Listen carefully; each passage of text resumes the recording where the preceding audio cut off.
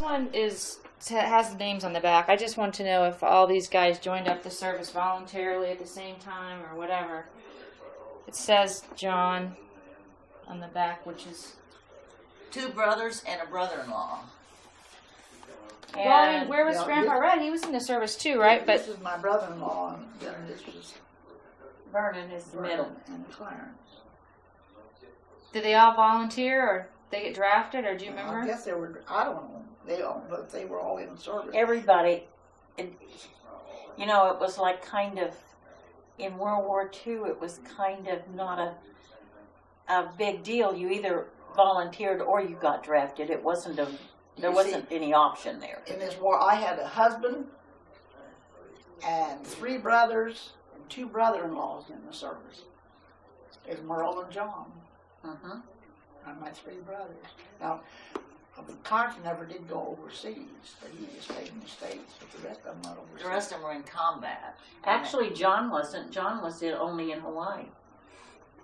Well, and then it was the Army Air Force. There weren't 2 separate. Right. Isn't that correct? There weren't 2 separate services. So John went into the Army, but then he went into the Air Force. So then he was in the Army Air Force, and then later, I thought he was still. This is John, Vernon, and Clarence, who all 3 served in World War II. Those of you in their immediate families may have a better idea of their actual service. He was wounded in his shoulder, and Vernon was wounded and he died. Now, Vernon was in Italy, right? Yeah. And Merle was in Germany. Yeah. And where was Herbie? I don't know. He may have never left the States. Because he was a colonel's aide or something. He flew. He was in the plane, and he flew with his colonel or whatever he was. This is Grandpa Red when he.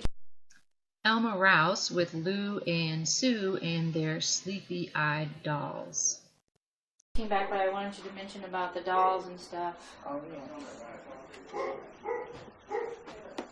As you can see, Alice Lou could never do anything quite right. Mother wanted us to hold her little doll up straight, like Sue was, like you'd hold a baby, and mine is laying out.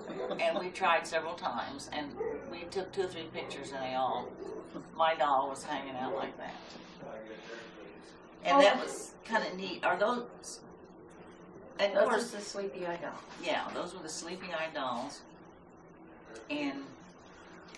And you can see there, Sue standing there so cute with her little curly hair.